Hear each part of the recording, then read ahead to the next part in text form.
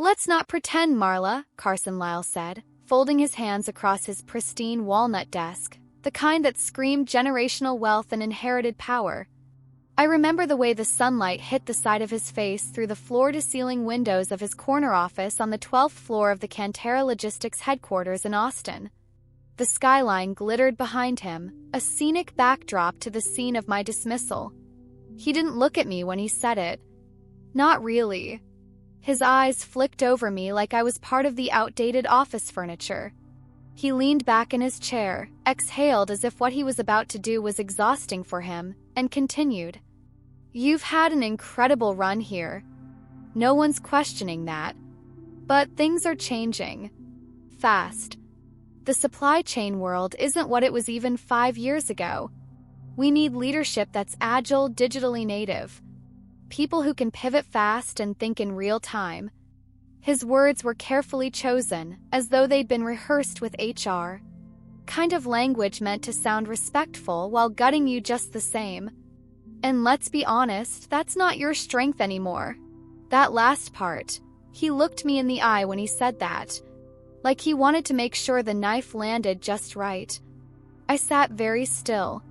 My hands were folded neatly on my lap, my navy blazer perfectly pressed. I could hear the soft hum of the building's HVAC system. Could smell the synthetic lemon polish from the cleaning crew the night before.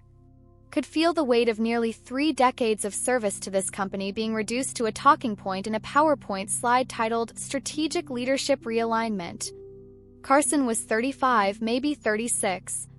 Still had that youthful gloss some men carry with them until the world finally humbles them. He'd arrived just under a year and a half ago, after spending most of his post-MBA life bouncing between startups that burned cash faster than they could raise it. He'd never worked a shift on a warehouse floor. Never stayed up all night reworking freight bids. Never had to renegotiate with a shipping partner after a winter storm shut down the I-35 corridor. And yet, here he was, dismissing me like a quarterly expense line item. You've done amazing things for this company, Marla. But it's time for a new chapter for you and for us. I smiled. That smile. The one women in leadership are trained to wear like armor. Pleasant. Controlled. Disarming. The same smile I used with irate vendors, overconfident junior managers, and clients who'd ask to speak to someone younger to understand the system I'd designed from scratch. I completely understand, I said, my voice level. You have to do what you believe is best for the company. Carson blinked. Just once, but I saw it. He'd expected a reaction, anger, confusion, maybe tears. What he got instead was the polished calm of a woman who'd spent 27 years building something from the ground up, and wasn't about to let a little man with a big desk rattle her composure. Wow, he said, trying to recover. That's refreshingly professional. I was prepared for this to be harder. I'm not most people, I replied. Then I stood, adjusted the sleeves of my blazer, and met his eyes. When would you like me to finish handing off my current projects? End of the week should be fine. Char will coordinate the details, he said, already turning back to his screen like I had already ceased to exist. I walked out of his office past the sleek glass walls overlooking the operations floor below, the very floor I'd designed, optimized, and managed for over 2 decades. The irony wasn't lost on me. He was firing the woman who built the infrastructure that now supported his title. My name is Marla Kincaid, and until about 15 minutes ago, I was the Director of Procurement and Distribution Strategy at Cantera Logistics, a regional heavyweight in freight solutions across the American South. I started here in 1997 as a junior purchasing coordinator when the company still operated out of a rented warehouse near Bastrop, Texas. There were only 9 of us back then. 1 truck, 2 clients, no automation. We tracked orders on whiteboards and used sticky notes as delivery schedules. By the time I left, we were a $60 million a year operation with clients in 6 states and over 300 employees across 3 hubs. And yet, all Carson Lyle saw when he looked at me was someone past their prime. What he didn't know was that his bold little reorganization was about to become the worst decision of his brief career. Because unlike Carson, I wasn't in the habit of leaving loose ends. And I never walked away without a plan. Carson Lyle thought he was the one holding the cards. That's the thing about men like him, they confuse access with insight. Just because he had the title didn't mean he had the knowledge. Just because he had the corner office didn't mean he understood what made the machine run. What he didn't know, what he couldn't know, was that I'd seen this coming. Not just in recent weeks. For months. It started subtly, the way these things always do. My requests for quarterly budget reviews went unanswered. Carson began inviting younger managers, ones he'd personally recruited from his venture capital network, to meetings I used to lead. He forgot to CC me on major logistics strategy threads. One week, he had his assistant reschedule my 1:1 check-in. That meeting was never rescheduled. I'd been in the game too long not to read the signs. So I started backing up my files. Quietly. Thoroughly. Legally. You learn after a couple decades in procurement that knowledge is power, and documentation is insurance. Every vendor contract I'd ever negotiated. Every freight optimization model I built. Every seasonal rate forecast, risk matrix, alternative routing path, and customs compliance flowchart, all copied, cleaned, and stored in my encrypted personal drive. I wasn't stealing anything. I wasn't taking trade secrets. I was preserving my life's work, my intellectual contribution, every process, every system I'd personally developed that now made Cantera run like a machine. And Carson? He never even thought to ask about transition planning. Because in his world, people like me, older women in leadership, were interchangeable. Replaceable. Disposable. What Carson also didn't know was that 6 months ago, I'd started having monthly coffees with Victor Morales, the executive VP of supply chain at Halston Freight Systems, one of our top regional competitors. Victor and I had first met 10 years ago at a logistics summit in Denver. He was sharp, fair, detail-oriented, the kind of executive who didn't just look at numbers, he looked at people. We kept in touch ever since. In fact, he'd tried to hire me twice before. Both times I'd said no. Back then, I was still loyal to Deborah Lyle, Carson's aunt and the original CEO of Cantera. Deborah was tough, but she respected results. She'd mentored me, gave me room to grow, trusted me with decisions that shaped the very foundation of the company. When she retired early after a health scare and handed the reins to Carson, I held out hope that he'd rise to the occasion. I was wrong. By the time he replaced our longtime director with a 27-year-old with a TikTok resume and no understanding of shipping data security, I knew the clock was ticking. So when Victor reached out again last quarter, this time with a real offer, I listened. "We're expanding into Texas," he told me over lunch at a little place in East Austin that still served cornbread in cast iron. "We need someone who knows the terrain. You know it better than anyone." I didn't say yes. Not yet. But I asked him to tell me more. He did.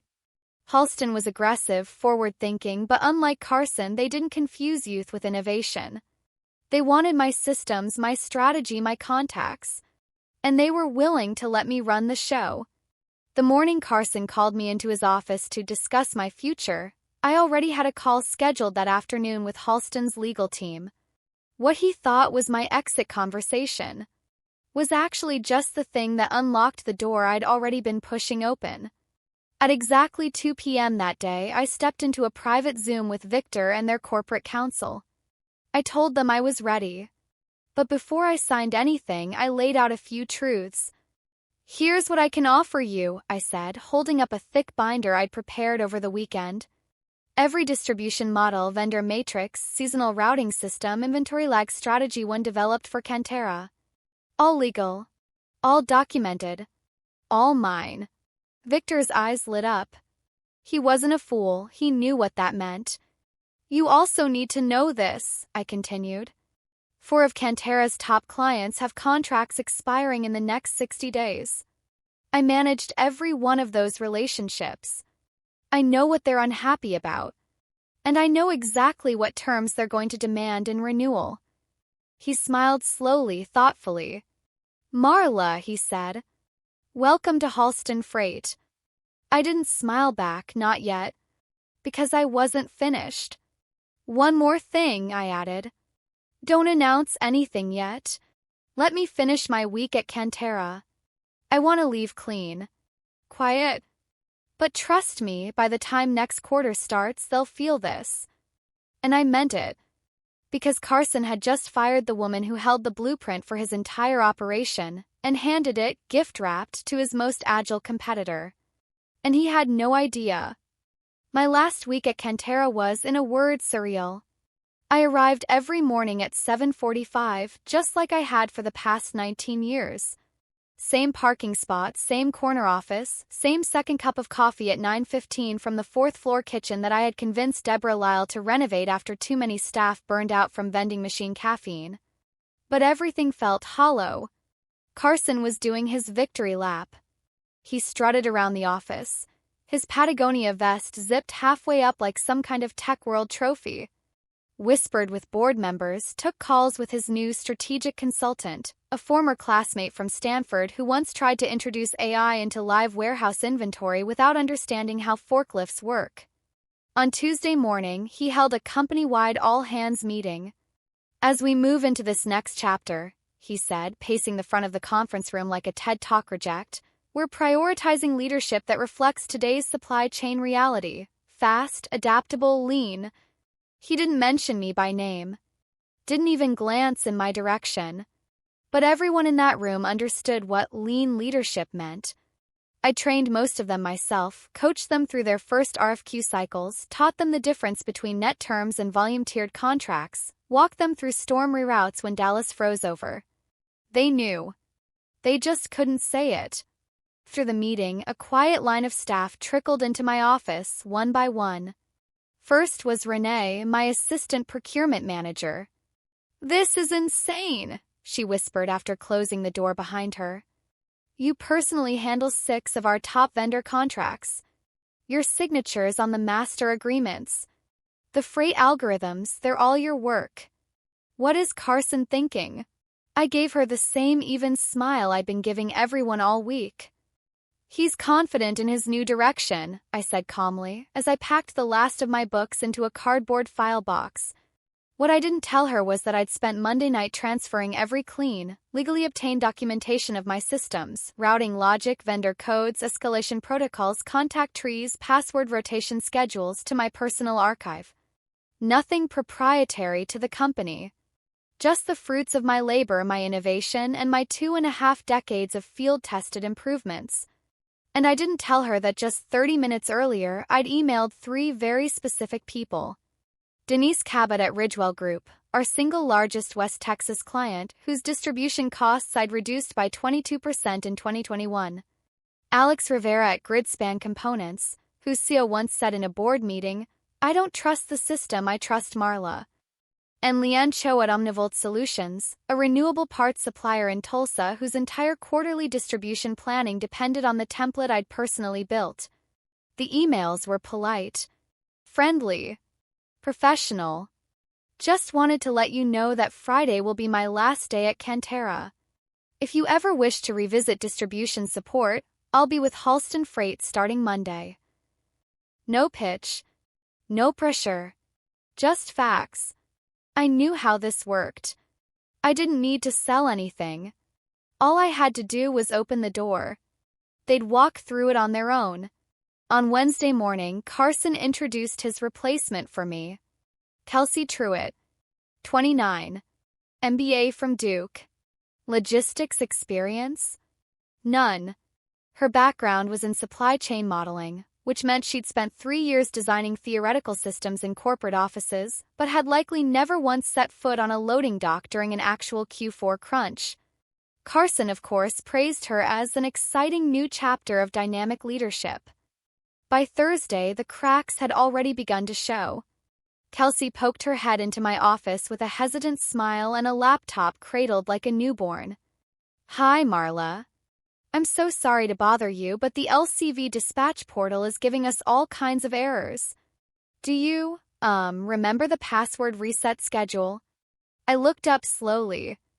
LCV resets every 60 days automatically, I said, but the portal requires vendor-side authentication via rotating token. She blinked. A token? I nodded. It syncs with the vendor's API through a credential handoff system. The admin console times out after 3 failed attempts, and the reset flow requires 2-factor validation from the vendor side.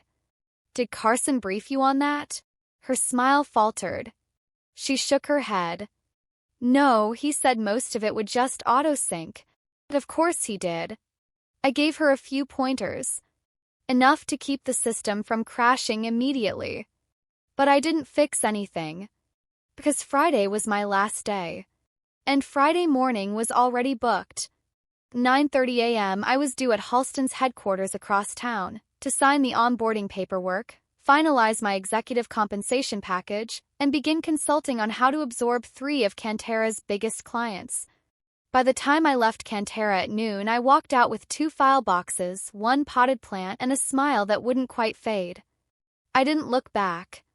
Because in this game, the long game, real power doesn't come from a job title. Comes from being the one person they can't replace. And Carson Lyle? He was about to learn that lesson the hard way.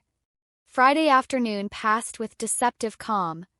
I left the Cantera building at exactly 12:05 p.m., nodded to the receptionist I'd trained on vendor protocol intake 4 years ago, and stepped into the Texas sun like someone exhaling for the first time in months. By 12:30, I was sitting across from Victor Morales in a glass-walled executive lounge at Halston Freight's headquarters in Round Rock. A contract folder sat between us, next to 2 tall glasses of hibiscus iced tea. Are you sure you don't want the weekend to think? He asked. I smiled. I've been thinking for months. I signed. And just like that, 27 years at Cantera dissolved into ink on Halston letterhead. But while I settled into my new office, sleek, sunlit, already stocked with printouts of my requested client onboarding packets, things over at Cantera were already starting to burn. I know this not because someone told me, but because my phone started ringing. Not my Halston phone. Not my personal phone. My old Cantera-issued cell phone, the one HR apparently forgot to disconnect. First, I ignored the vibration on the desk. Then it buzzed again. And again. 5 missed calls in 45 minutes. All different numbers. All internal Cantera extensions. When the 6th call came in, I glanced down. Renee. My former assistant. I answered. Marla Kincaid. There was a pause on the other end. Then a breathless rush. Marla, everything's falling apart. She didn't need to say where she was calling from. I could hear it. The sound of papers shuffling, phones ringing, someone yelling across the floor about route exceptions and vendor outages. What's going on? Kelsey's trying to run the end-of-quarter reconciliations and the inventory management dashboard crashed. The LCV portal locked us out. The freight matrix isn't generating, the formulas are gone. And Carson, she paused. Carson is in his office yelling IT like it's a firewall issue. I closed my eyes for a moment. I could practically see it all unfolding. You see, the systems I built weren't just spreadsheets and software integrations. They were living things, tied to vendor trust, team rhythm, and dozens of quietly maintained processes that no one else had ever bothered to learn. Carson thought it was plug and play. But logistics doesn't work like that. Did the vendor tokens expire? I asked. Yes, Renee said. And the reset sequence needs validation from 3 external parties, none of whom Kelsey even knows. That tracks. We tried calling tech support, but the portal access code was tied to your company account, and it was deactivated this morning. A pause. Marla, we don't know how to fix this. I took a deep breath. I understand, Renee. But I don't work there anymore. I know. I just thought you'd want to know. I did. I wanted to know everything. By 4 p.m., Carson's panic mode had fully kicked in. He left 3 voicemails. 2 were clipped and stiff, still posturing as in control. The third one? His voice cracked midway through. Marla. Carson. Listen, we're experiencing technical difficulties on the back end. There may have been a misalignment in the system's transition. I'd appreciate a quick call just to clarify some of your workflows. Nothing formal. Just, for the sake of continuity. Continuity. What a beautiful word for desperation. I didn't call him back. Instead, I opened my inbox. 2 emails were waiting. One from Denise Cabot at Ridgewell Group with the subject line, "Quick question, Halston Freight?" Another from Alex Rivera, simply titled, "Available Monday?" Clicked them both open. Denise's read. "Heard through the grapevine you've moved on. If you're with Halston now, we're overdue for a conversation. I'm open Monday 9 or 11 a.m. Let me know what works for you." Alex's was even shorter. "The system broke today. We're ready to talk." That's all I needed to see. Saturday morning, I took a slow walk through Lady Bird Lake Trail. Clear skies. Breezy. Kind of quiet Austin morning that makes you forget the corporate world even exists. By the time I returned home, my Halston inbox had 3 more messages. Omnivolt Solutions. Quasar Parts. Brentfield Machinery. All 3 had been Cantera clients. All 3 had open contracts. All 3 were ready to jump ship. I hadn't sent out a single proposal. I hadn't made a single call. They came to me. By Sunday evening, Carson sent a 4th voicemail. This one wasn't clipped. It wasn't casual. It was urgent.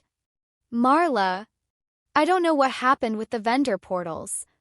Kelsey's doing her best, but we're hemorrhaging SLA credits and the freight audits aren't matching. Renee says there's a Q4 escalation protocol you built. Can you please call me? Just walk me through it. I'll make it worth your time." Worth my time. That phrase echoed in my mind. After 27 years, now my time had value? I didn't respond. I simply forwarded the voicemail to Victor Morales, Halston's EVP. Then I picked up the phone and called Leanne Cho. "Marla," she said before I could even say hello. "Tell me you're with Halston now." "I am." "Good. Let's talk numbers." And just like that, the first strike landed. Monday morning arrived like a thunderclap. 8:02 a.m., just as I was settling into my new corner office at Halston Freight, my inbox pinged. 3 client contracts. Signed. Sealed. Delivered. Ridgewell Group, $3.1 million annually. Gridspan Components, $2.6 million. Omnivolt Solutions, $4.3 million. Victor Morales walked into my office holding a thick stack of onboarding documents and a coffee he knew I liked, black, splash of cinnamon. $9.9 million, he said, setting the papers on my desk. "And it's only Monday." He grinned like a man who just won a bet no one else saw coming. Carson must be losing his damn mind. I didn't reply, but I allowed myself a small smile as I scrolled through the messages. The subject lines told the story. Routing transfer request. Immediate onboarding, urgent. Marla, please advise transition timing. What had started as a personnel realignment at Cantera had now cost them nearly a third of their annual freight business in 72 hours. And they had no idea how much worse it was about to get. 10:13 a.m., I got a text from Renee. No preamble. Just a screenshot. It showed Cantera's shipment dashboard. Warning: system error, unable to authenticate vendor routing API. Please contact primary admin. I recognized the error immediately.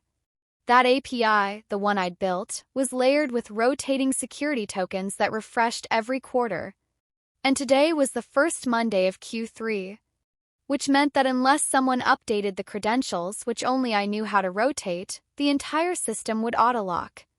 Which is exactly what had just happened. At 11:40 a.m., my Halston phone rang. I didn't recognize the number, but I recognized the voice. Robert Lyle, founder of Cantera. Carson's uncle. Deborah's brother. The man who once walked me through how to negotiate a steel shipping rate during a Gulf Coast hurricane when I was 28 and terrified. His voice now sounded hollow. Marla, I need a moment. I closed my laptop. Of course, Mr. Lyle. I just got off a call with Denise Cabot. She says Ridgewell's transferring their freight contract to Halston. That true? It is. And Gridspan confirmed this morning. There was a pause. I could hear him exhale slowly. Carson didn't tell me you were leaving until it was already done. Said it was amicable.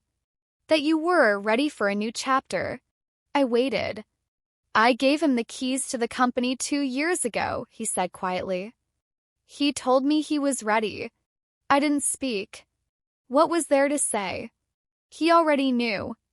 We're dead in the water, he admitted. Vendor systems locked. Freight calendars collapsed. Clients bailing like we sprung a leak in the hull. Another pause. We need help, Marla. Now he sounded like a man who knew exactly what had been lost. Are you asking me to return? No, he said, voice stiff with shame. I know that ship has sailed. But maybe consult? Just help us stabilize. Temporarily. Name your rate. I leaned back in my chair, watching the sunlight stretch across the Halston warehouse floor outside my window. 500 per hour, I said. 40-hour weekly minimum. Contract reviewed by my legal team. And I paused. A written apology from Carson. For what he said to me. And how he said it. Silence. Then a bitter laugh. You know he won't do that. Then you'll need to find someone else who can rebuild your vendor matrix from scratch by next week. I hung up. Not out of cruelty, but out of principle. 'Cause dignity matters. By 3 p.m., Halston's internal logistics team had already started installing my systems, new versions, better versions, into their client infrastructure. They didn't second-guess me. They didn't micromanage. They listened. By 4:45, Victor appeared in my doorway again. Carson just called our front desk. Really? Said he needs to speak with you. Urgently. Apparently, Bradley, their new ops manager, resigned this afternoon. Sent a company-wide email saying the systems were beyond his capability and that he refused to be made a scapegoat. I nodded, unsurprised. He was smart, I said. He got out early. I left the office at 6:15 that evening. And as I pulled onto the highway, my phone buzzed again. Unknown number.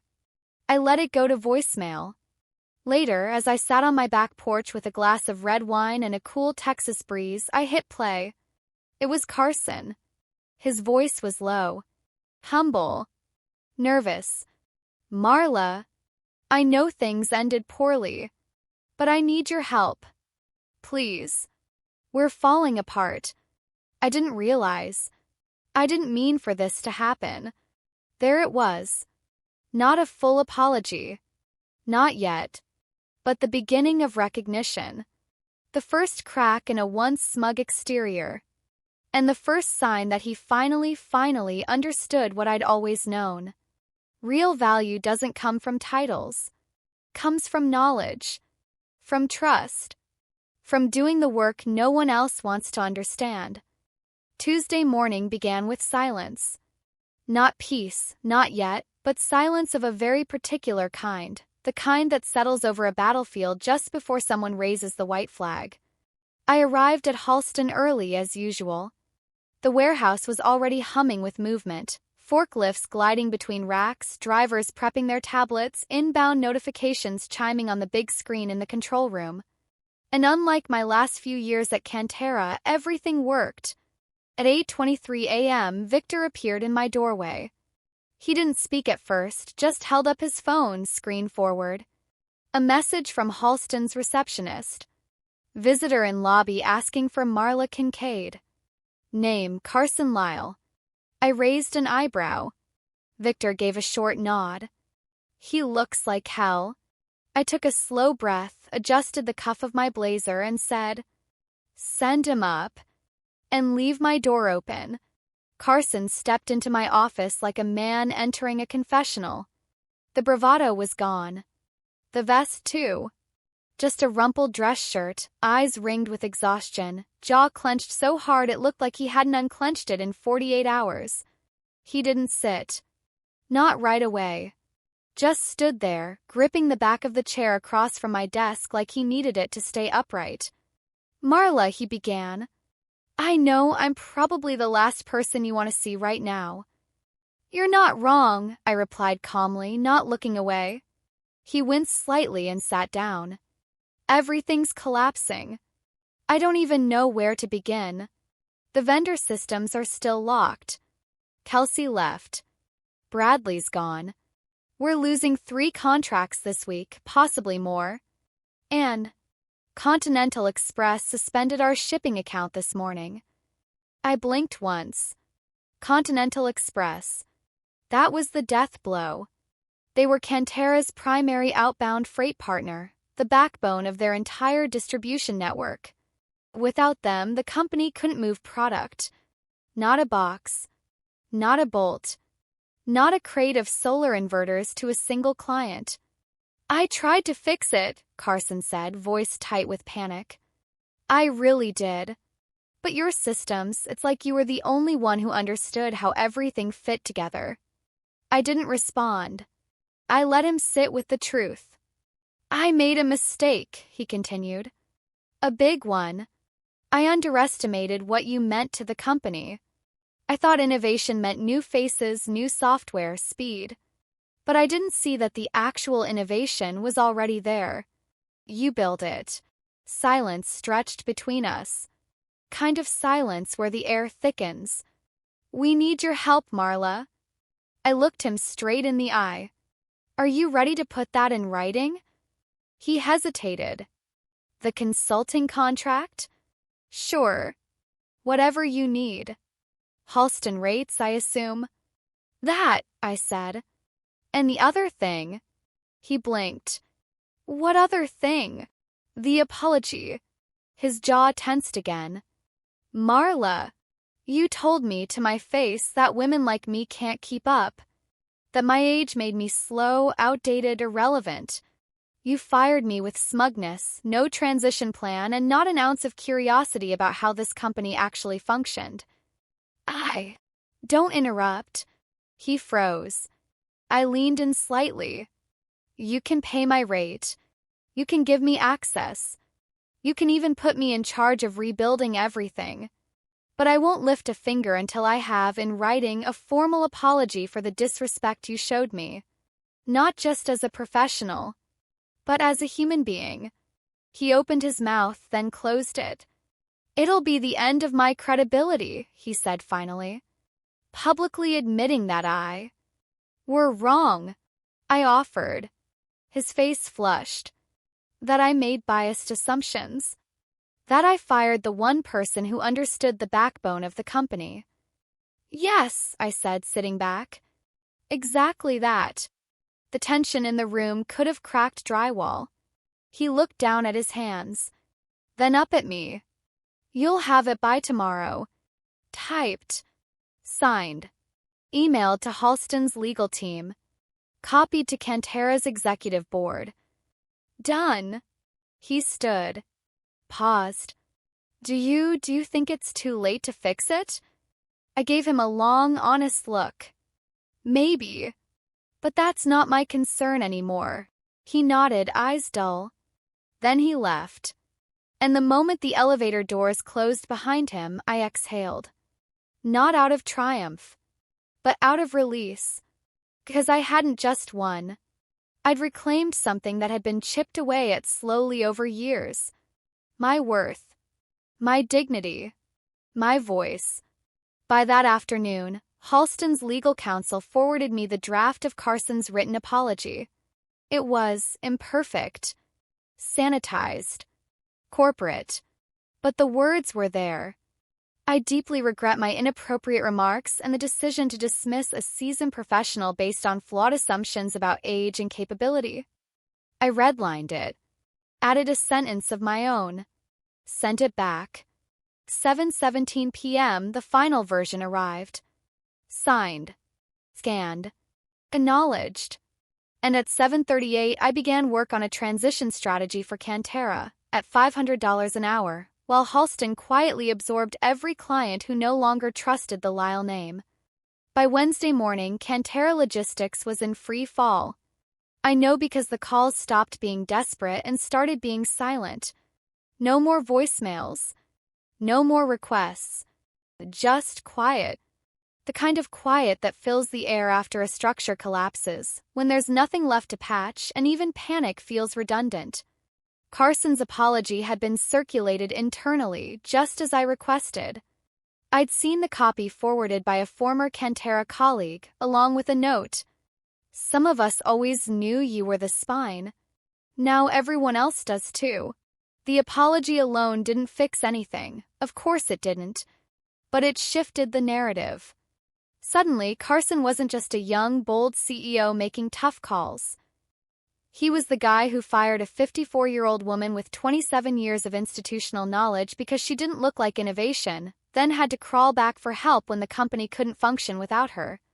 That stain doesn't wash off with PR. At 9:45 a.m., Victor stepped into my office with a stack of papers in one hand and a half smile. "Well," he said, "it's done."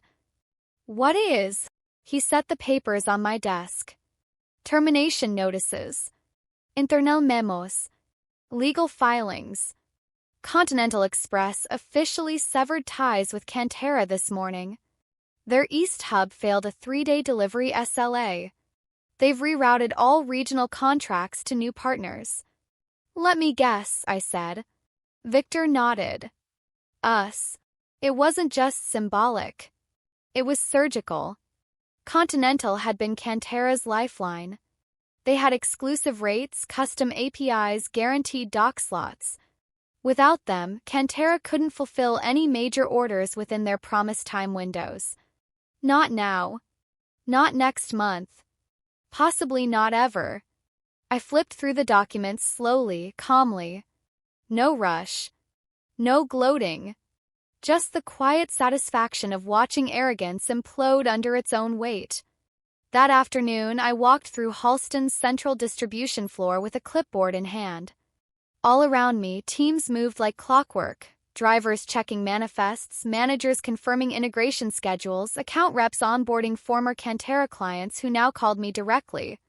The system was humming. Not because it was new. Not because it was flashy. But because it was designed by someone who'd lived the work. Victor caught up with me near the freight exit, where our first outbound shipment to Ridgewell Group was being sealed. "They asked to send a press release," he said. "About you joining. Client wins. The expansion. Everything." "No," I said. He blinked. "No. Not yet. Let the results speak first. Then we talk." He smiled. "I get it. You're not in it for the spotlight. I'm in it for the work." Later that evening, I sat at home with my feet up, a candle burning, and the windows open just enough to catch the breeze. I scrolled through my inbox one last time. A new message waited.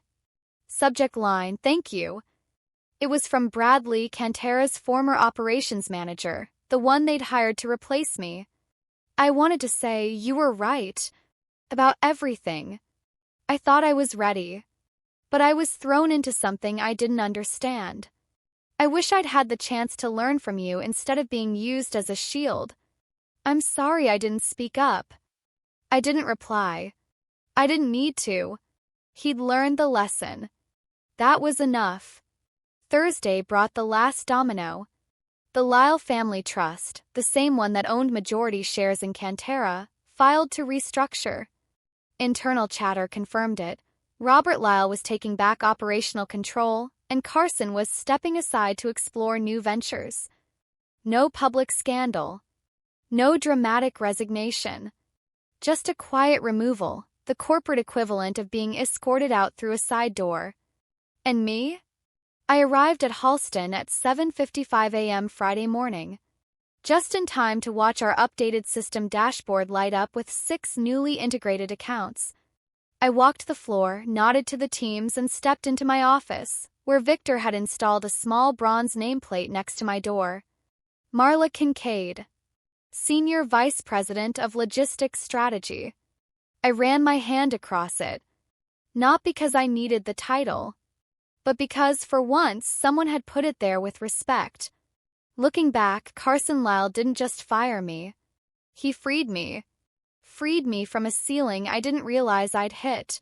Freed me from a place that confused my age for obsolescence and my loyalty for inertia. He gave me the push I needed, and then watched as the company he tried to modernize without understanding crumbled. Innovation isn't about youth. It's about wisdom, foresight, pattern recognition, and patience, the kind you only earn by doing the work when no one's watching. And that's what I do best. People like Carson Lyle love the idea of reinvention. They think business is a game of replacements, faster processors, newer systems, younger minds. Everything to them is plug and play. But people like me, the ones who stayed long after the startups folded and the flashy hires fizzled, we know better. 'Cause success isn't just about speed. It's about stability, resilience, reputation. It's about the long memory of a client who still remembers the time you personally rerouted their shipment after a highway crash in the middle of a Texas flood, because you didn't clock out just because your shift ended. It's been 3 months since I left Cantera. Victor says we're on track to close the quarter 18% over forecast. The systems I built at Halston are already being used across 2 more regional hubs. And the team? They don't call me old school. They call me essential. Funny how fast the narrative changes when you're in the right place. I think about Carson sometimes. About the way he leaned back in that chair and told me without blinking that I couldn't keep up. He wasn't the first to underestimate me.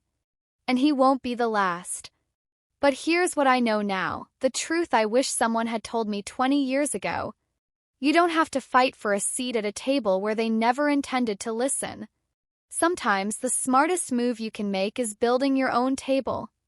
And when you do, you'll be amazed at who shows up to sit beside you. Experience is not a liability. Wisdom is not a weakness. And being a woman over 50 in business? That's not an expiration date. That's the beginning of your prime. So no, I don't want my old job back. I don't want the fake handshakes or the polite politics. I want what I've earned. And for the first time in a long time, I have it. Respect, autonomy, legacy. 'Cause the difference between being replaced and being remembered is knowing exactly who you are, even when others forget.